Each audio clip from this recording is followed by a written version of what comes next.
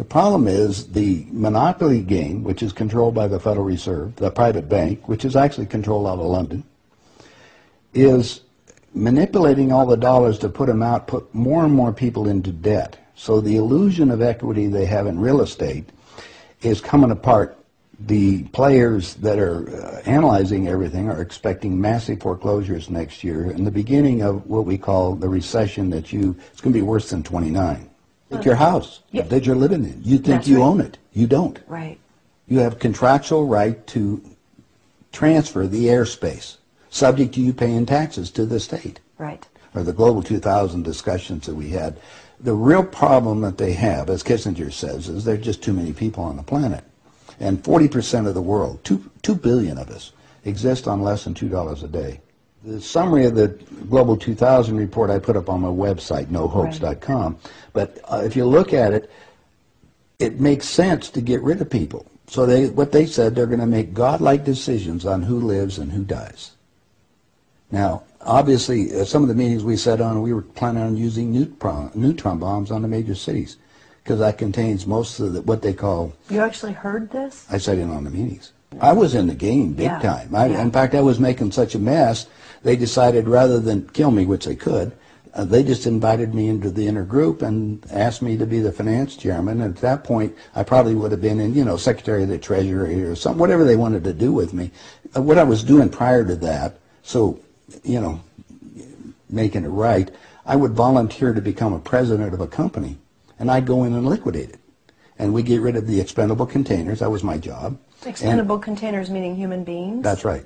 Yeah, it's amazing. That's well, that was inside vernacular, wasn't it? Yeah. Oh, well, that's what we used at that time. Yeah. I mean, it went from there to useless eaters today, so you're happy with it, you're a human resource. So, which, all you are is part of the commodity, even in the business sense. You look at it, you have a cost. Labor, what is labor? Yeah. Human resource. Right. When you're going to put together some kind of product. Well, the inside of the game, when we started using neutron bombs, today they figure that biologicals are much cheaper.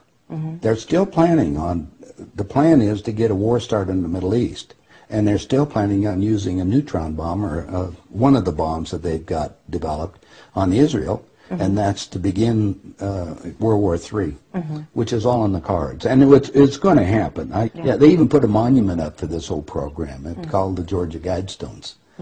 Outside of Atlanta, and they've got it all set down there. It's all in 8 languages. Basically, it's fait accompli as far as they're concerned. It's just to get the thing going in the Middle East, and it's not going fast enough. I mean, Carter put this thing in, so we have the Plan 2000, with the war starting in the year 2000 in the Middle East. Right. Reduce the population of the planet down to 500 million, have one world currency under the Homeland Security, or FEMA, if you want to call it. They're going to declare an emergency, which are going to shut down everything. My friends, my CIA associates, I don't even call them friends anymore. CIA is crooks in action. Yeah. They're all professional liars. Yeah. I mean, they got to be if they have that job. Yeah. So you have to look at what they're doing. Anyway, they're so concerned, they're leaving the country too. Most of them are going to Latin America. Meanwhile, they're closing in every day right now, just closing in to make it so we're going to be set up in these enemy prisoner war camps. I published a book. It's called Chaos in America. In it, I was asked to build an enemy prisoner war camp. I put the contract in this book, so you can read it for yourself. This is in downtown Las Vegas, right on the railroad tracks. It says enemy prisoner war camp. They're all on top. And they're building them all the way across the United States right now.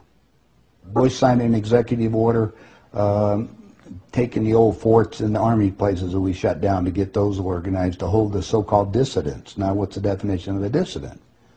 And the problem is that we're going to enslave ourselves, because most of the people want to keep having food coming in, and you're going to follow the line. You're just walking yourself into your own prison camp. Then we're going to come down to the extermination, just like World War II. Well, Phil and I have lectured together. I know Phil Snyder. He's dead now. Yeah, I know he's dead. And so what about what he was saying about the number of bases at that time? I think it was 129 bases before he died. Underground had already been built. Is that all for the elite? Yeah. Really? What are they going to do with the rest of the people? They just get rid of them, leave them above ground and be radiated. Now, my son happens to be a nuclear physicist. Spent the last 3.5 years in a secret city in Russia. They're about 12 years ahead of us. They have 22,000 nuclear warheads. And of course, we're the target. The Soviets have 3 nuclear submarines on the west coast and 3 on the east coast. They're about 2 football fields in length, 5 stories tall, and they all are nuclear powered and aimed at our major cities. West Coast gone. Well, because the plan is the northern hemisphere is where they're going to release the nuclear bombs, and the theory was that the winds from the North Pole that are coming down, because that's increasing drastically, will go to the equator, and there will be very little spillover because of the reverse of the winds, because of the southern hemisphere. So therefore, the nuclear radiation here will be a lot more than the southern hemisphere. And this is a fait accompli, you believe? Oh, they think so. Oh, yeah, they think they've won. That's the reason why they don't bother about me talking about it. They don't care whether you know or not. What are you going to do about it? And you have no idea what China is until you go over there for yourself. With 1,300,000,000, you understand, almost, well, a little over 4 times our population. Right. It's, you know, I spent some time over there and I had some government friends. They think what they're going to do is let the West go have its fight. And then they want to clean up. They say it's been 5,000 years. We want to run the world when we get through. And what they're doing? Acquiring all the assets. They figure that Canada and the United States, the property there will, the food growing areas will be enough to take care of their people. And that's what they're looking at. Why are they? I mean, they bought so oil. The U.S. will become a resource. Yeah. Whatever's left of it. Whatever's left of it. Yeah.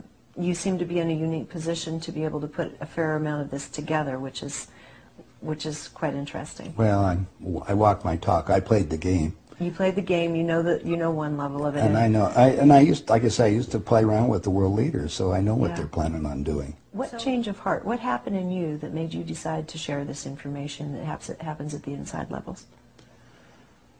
Well, it come back to a moral situation that happened to me, I think.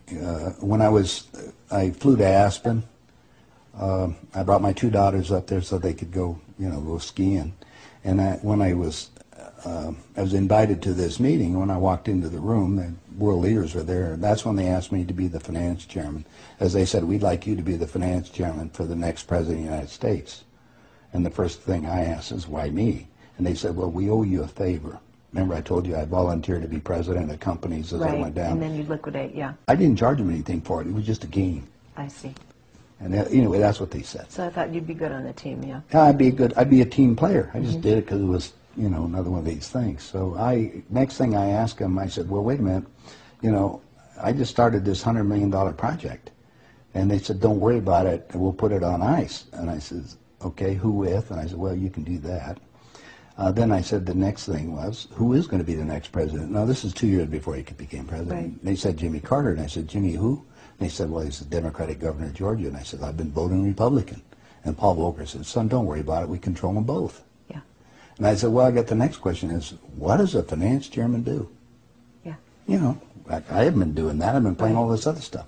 They said, will you sit down with Ted? And so I sat over with Ted Kennedy. He's sitting right next to me. And Ted and I are, he's just joking. He says, George, you're going to love this job. You're really good with money. We're going to send you out to all the state Democratic functions to raise money for the National Democratic Party. And he said, you're going to meet some real foxy ladies. And just then, my daughter walked in. Ted looked at her and he says, wow, I want to go to bed with that. I says, no, you don't, Ted. That's my daughter, and she's 14. And his response to me was, I don't care. I was livid. I really didn't know what to do. So it was that moment Well, of wait that a minute. personal insult. That was part of it. Yeah. I got up and I walked across the room. Yeah. I then talked to Pierre Trudeau and his wife, who was the Prime Minister of Canada at that time. And I'm sitting in front of them was a little half cigar box full of white powder. And then I'm looking around the rest of the room. I said, my God, something hit me at that point. If the world leaders have to resort to this, I don't think I want to be part of this thing. I mean, even to the dark. even to the pollution and getting everything else they're talking about, getting rid of all the other people. I mean, I was raised in a packing house and slaughtering animals, and you get to the point where people are just animals at that level. And then I found out a little bit more about the details of the Plan 2000, of the annihilation of the entire planet. I said, I got to stop these people. There's something there. I mean, they got to be stopped.